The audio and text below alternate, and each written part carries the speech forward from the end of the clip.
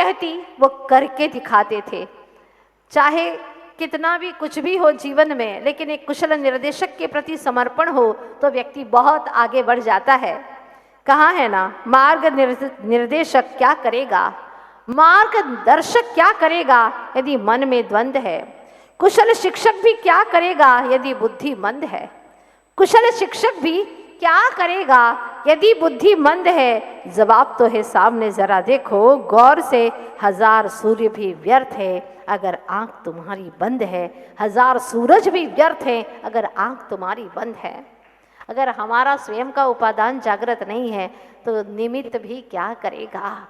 बस ऐसी स्थिति है। लेकिन बालक विद्याधर जन्मजात अपना गजब का उपादान लेकर के जन्मे हैं। उसी शाम को दिया पिताश्री ने अपनी संतान को धार्मिक संस्कार। दोनों हाथों को मिलाकर ये दिखा रहे थे सिद्ध शिला का। आह्लादित हो मन ही मन कर लिया संकल्प। उठते ही माता पिता के चरण स्पर्श कर सिद्ध शिला का करूंगा नित्य। भावी अंतर यात्रा का पथ प्रशस्त कर रहे हैं। देखो छोटी छोटी बातें माता पिता की किस तरह से वे मानते थे, इसलिए वो कितने आगे बढ़ गए। अपने जीवन का स्वयं इतिहास, स्वयं अपने हाथों से नूतन इतिहास, भावी अंतर यात्रा का पथ प्रशस्त कर रहे हैं। अपने जीवन का स्वयं अपने हाथों से नूतन इतिहास गढ़ रहे हैं। लघु वय में ही बड़े होने की साथ दिखाते थे कुछ ऐसी ही अजीब सी करामात। क्या हो गया देखिएगा, थे तो छोटे लेकिन बड़ा होने की साथ थी उनकी। दंग रह जाते घर के लोग, अरे ये क्या कराए, सारा हाथ शाही से भर लाए, ये क्या करके आए, सारा हाथ शाही से भर के आ गए। मासूम अधरों से बोले मंद सुरों में, जिसके हाथों में लगी रहती है अधिक स्याही, रखी रहती है पास में दवात बड़ी सी, वह अधिक पढ़ने वाला कहलाता है ना माँ। क्या बात है, कितनी मासूम सी बातें हैं। पूरा हाथ स्याही से भरा है।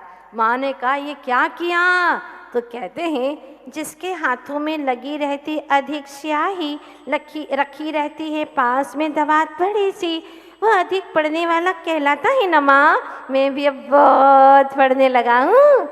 हाँ, इसका प्रतीक देखो, मेरे सारे हाथ स्याही से रंगे हुए, बहुत पढ़ता हूँ माँ मैं। सोनकिनी के मुँह से निश्चल सी बातें, माता पिता की हंसी रुक न पाई, वह अरुक हंसी घर कर गई उसके मन में। जब वो हंसने लगे तो उसके मन में ये बात घर कर गई कि देखो मेरी बात पे सब हंस रहे, मतलब मैं कुछ न कुछ गड़बड़ कर गया हूँ। बेटा गड़बड़ कर गए, कुछ न कुछ बंद कर दिया हाथ रंगना, व्यर्थ का खर्च करना। समझ गए, क्या समझ गए बेटा, कि दिखावट में, बनावट में और सजावट में गिरावट है। गिरोगे बेटा, ऐसा दिखावा करोगे तो गिरोगे। छोटी छोटी बातों से कैसे संभलते थे, और तुम अपने बच्चों को मारते हो, पीटते हो, चिल्लाते हो, वही वही गलती कई बार करते, सुनते ही नहीं है, सुनते ही नहीं है। ऐसे जिद्दी, क्योंकि तुमने भी भगवान की नहीं सुनी थी, तुमने भी गुरुजनों की नहीं सुनी थी, तो तुम्हारी वो कैसे सुनेंगे। जो भगवान की आज्ञा मानते हैं उनकी आज्ञा मानने के लिए सभी तत्पर रहते हैं। ध्यान रखना। अब सुनिएगा, हरियाली से भर देना मरुस्थल को नहीं है ये चमत्कार। अगर हरियाली से तुमने मरुस्थल को, रेगिस्तान को भर दिया तो कोई चमत्कार नहीं है। शुद्ध करके हृदय को तरुवर्षा बना देना, हरा भरा, यह है चमत्कार, ये है चमत्कार। गगन पर कर लेना निवास नहीं है यह चुनौती। आज तो कितने ही ग्रह उपग्रह के माध्यम से चंद्रमा पर जा रहे हैं, कह रहे हैं, हमारी दृष्टि से नहीं, विज्ञान की दृष्टि से। गगन पर कर लेना निवास ये चुनौती नहीं है, जन जन के दिल में कर लेना वास, यह है चुनौती। शिक्षित करना बंदर को नहीं है यह शूरता। बंदर को शिक्षित कर देना ये कोई शूरता नहीं है, वरन शिक्षित करना चंचल मन को, यही है सही शूरता। गिनी ने अब सही चमत्कार, चुनौती और शूरता का पद समझ लिया था मन ही मन, इसीलिए दिनों दिन उसका आत्मविश्वास दृढ़ से दृढ़तर होता। प्रसंग उन दिनों का है जब चौथी कक्षा में अध्यापक ने हल करने दिया गणित का सवाल। तभी तीक्ष्ण बुद्धि से झट हल कर पहुंचे गुरु के पास, सारे विद्यार्थियों के समक्ष कह दिया, गुरु ने गलत है तुम्हारा हल। लेकिन था पूर्ण विश्वास ऐसा हो नहीं सकता, सो समय के हाथों छोड़ सब कुछ बैठे शांति से चुप्पी साधे। इतने में ही अध्यापक दूसरे विद्यार्थियों का देख गलत हल सोचने लगे। पूरी कक्षा में सही है मात्र विद्याधर का ही। पुनः जांच कर गिनी से बोले, शाबाश शाबाश बेटा शाबाश, बनाए रखना ऐसा ही दृढ़ विश्वास। हाँ, ऐसा विश्वास बनाए रखना, चाहे दुनिया के लोग कहें कि तुम गलत हो, लेकिन भीतर में विश्वास होना चाहिए कि मैं सत्य हूँ। कई दिनों से देखते उगते सूरज को, धीरे धीरे धरा पर उतरते प्रकाश को। इनका खेल देखिएगा, कैसा खेल खेला है बालक विद्याधर ने। आप लोगों ने भी नहीं खेला होगा ऐसा खेल। देखिए, कई दिनों से देखते उगते सूरज को, धीरे धीरे धरा पर उतरते प्रकाश को, आज न जाने क्या सूझा अद्भुत खेल खेलने को। बड़े सवेरे जा पहुँचे मित्रों के संग, जहाँ था उन्नत गिरी श्रृंग। पहाड़ की ऊंची चोटी पर पहुँचे। उदित होते ही दिन करके सूरज जैसे ही उदित हुआ तो सूरज से बोले, आज खेल सूरज से चल रहा है। सूरज से क्या खेले?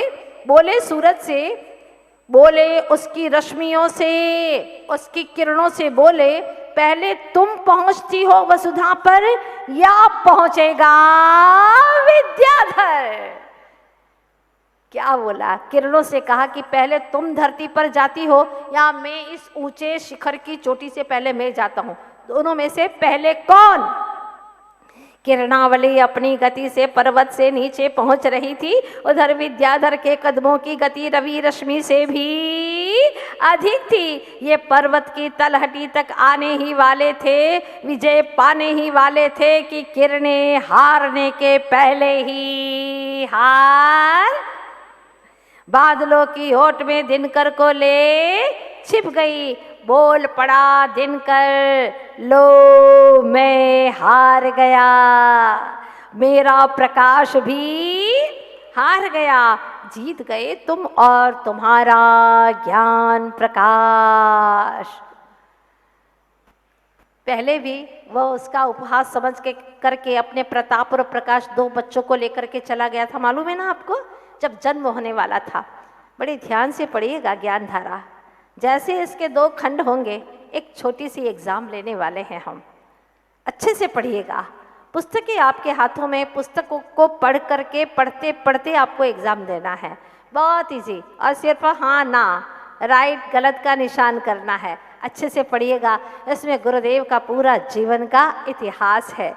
और क्या हुआ, वह दिनकर हार गया। ग्रामवासी मल्लप्पा जी को दे बधाइयाँ कहने लगे, सबको मिले पीलू सा तनुज, सबके काम में सहयोग करना दयालु स्वभाव है उसका। कैसा था उनका स्वभाव? सबके काम में, बोलो, दयालु। थकी थकी माँ के काम में झट से हाथ बटाना, स्नेह भाव है उसका। पिता का कार्य दौड़ दौड़ कर करना, आदर भाव है उसका। सूक्ष्मता से हर कार्य का निरीक्षण करना और अरुक अथक उल्लास उमंग बनाए रखना। मन लगाकर पढ़ना तो कभी खेल में सबसे बाजी जीत कर आना। प्रत्येक परिस्थिति में अपनी मनोस्थिति का संतुलन सीख लिया था इन्होंने, क्योंकि वे जानने लगे। बहुत सुंदर पंक्तियां हैं। क्या जानने लगे? कि बिना कंटकों का, बिना कंकरों का, पंख के बिना और पीड़ा के बिना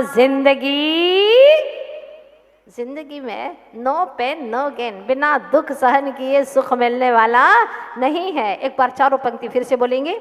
बिना कंटकों का और पीड़ा के बिना। जो जीवन में संघर्ष को नहीं सहन कर पाता, उसका जीवन हर्ष में नहीं होता। ये निश्चित बात है। संघर्षित जितना होता है जीवन, उतना ही उसका जीवन चर्चित होता है। ये बात पक्की है। तो क्या होता है देखिए आगे, एक दिन चरखा चलाना सीख लिया। भारतीय संस्कृति से अति लगाव होने के कारण, लेकिन चलते चलते चरखा हुआ, चरखा पौनी सब थी ठीक, फिर भी आखिर क्यों हुआ बंद? पैनी दृष्टि से देखा, तकली थी जरा सी, पत्थर की चोट से ज्यों ही की सीधी चरखा, टेढ़े को सीधा करना, टेढ़े को सीधा करना इन्हें बचपन से ही। कई टेढ़े टेढ़े शिष्यों को सीधा कर देते गुरुदेव अपने वचनों से। टेढ़े को सीधा करना इन्हें बचपन से ही आता था।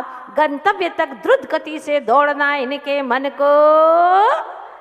यूं ही समय का रेला आगे बढ़ता जा रहा था कि एक दिन पकड़ हाथ पूछ लिया माँ ने, 2 माह शेष हैं वार्षिक परीक्षा में, याद है सब कुछ?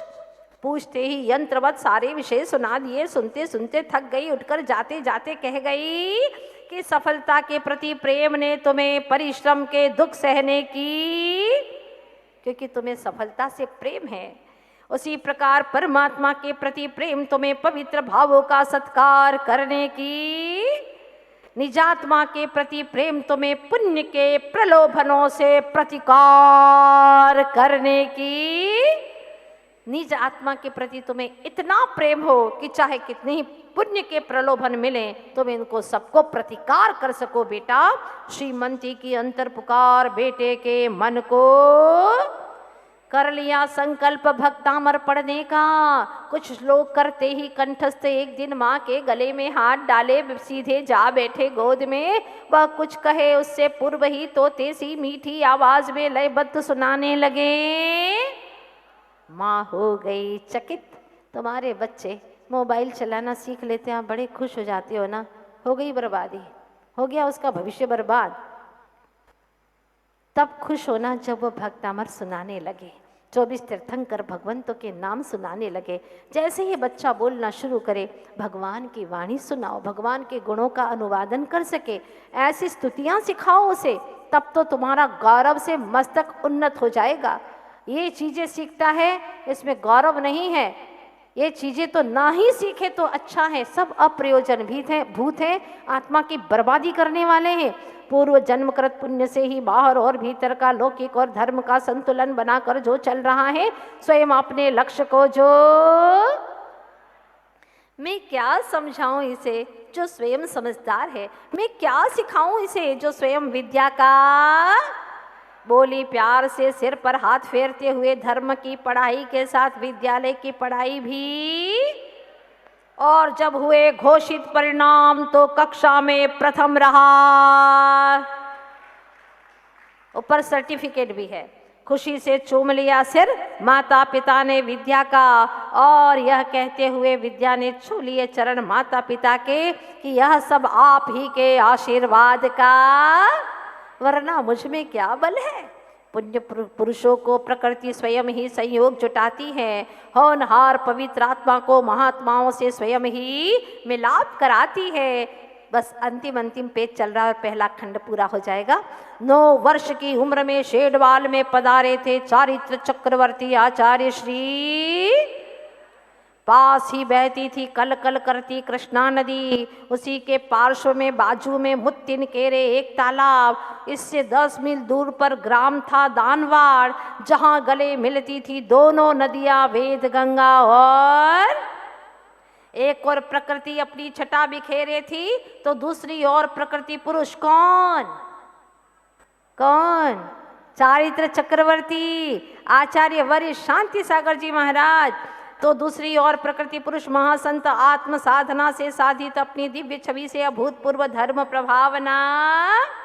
उन्हीं के दर्शनार्थ सब परिवार मल्लप्पा जी जा रहे थे। शेडवाल में पूरा परिवार जा रहा था। देखते हैं क्या होता है। पहुंचते ही गांव में ज्ञात हुआ कि आज है आचार्य श्री का। उमड़ पड़ी थी भारी भीड़ करने को दर्शन, फिर भी सबसे अग्रिम पंक्ति में जा किया। और जब प्रवचन सुना तो वैराग्यप्रद कहानी सुनाई थी। प्रवचन में वैराग्यप्रद कहानी सुन बदल गई जीवन की। श्यामल घुंघराले केशों को उखाड़ने का करने लगे स्वयं प्रयास। अनुभूत हुआ बड़ा कष्ट साध्य है यह कार्य, बहुत कठिन है। बालों को उखाड़ना इतना आसान नहीं है, किंतु क्योंकि उन्होंने देखा महाराज आचार्य भगवान के केशलोच कर रहे हैं, वो भी अपने उखाड़ने लगे, लेकिन बड़ा कठिन है। फिर क्या सोचते, किंतु होने पर भेद ज्ञान कर लेता है सहज वह आर्य। पावन बाल मानस में दृश्य यह हो गया कीलित सा, दृश्य कीलित सा हो गया कि मुझे भी ऐसा होना है। जब मुझे भेद ज्ञान होगा तो मैं भी सहजता से यह केश लुंजन का कार्य कर सकता हूँ। अब अंतिम छोर चल रहा है प्रथम खंड का। सम्यक बीज का वपन किया था और दूसरे खंड में ज्ञान का अंकुर फूटने वाला है। पल्लवित करने विद्या तरु सघन, कौन सा वृक्ष सघन पल्लवित करना है? विद्या का। विद्या तरु सघन पल्लवित करने हो चुका है यहाँ धर्म बीज का। किसके माध्यम से? चारित्र चक्रवर्ती आचार्य शांति सागर जी महाराज के दर्शन से। देख यह मंजर प्रसन्नता से भरकर उल्लसित हो कुछ बूंदों को बिखराती बीच पर बही जा रही। लक्ष्य को पाने का प्रथम पड़ाव है यह, बहते बहते यह कहती जा रही ज्ञान धारा। बहते बहते ज्ञान धारा लोगों को कहती जा रही है कि ये लक्ष्य को पाने का प्रथम पड़ाव यहाँ पर पूर्ण हुआ है। इस प्रकार से ये ज्ञान धारा हमारे भीतर में भी बहती रहे, कर्म की धारा सूख जाए, यही शुभकामना है। बहे ज्ञान धारा जन जन में यही अर्ज हमारी, हाँ यही अर्ज हमारी।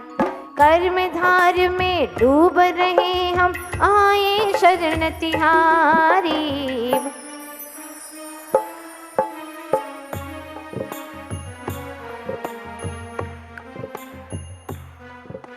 सम्यक बीज वपन कर ज्ञानांकुर प्रगटाया। चरित पद पर गुरु ने तप का सुमन किया।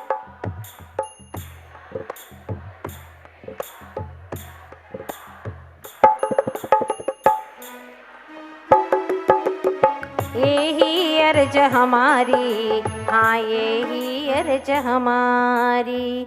गुरु के चरण कमल में अपना जीवन वारो, शाश्वत सुख को पाने कृपा पात्र कई भक्त आपके, अब है मेरी बारी। यही अर्ज हमारी, विद्याधर से विद्या गुरु तक सुनकर पूर्ण कहानी।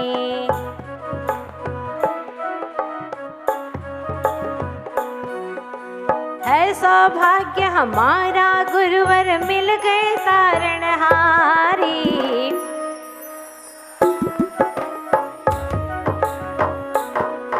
हाँ यही अर्ज हमारी। 24 तीर्थंकर भगवान की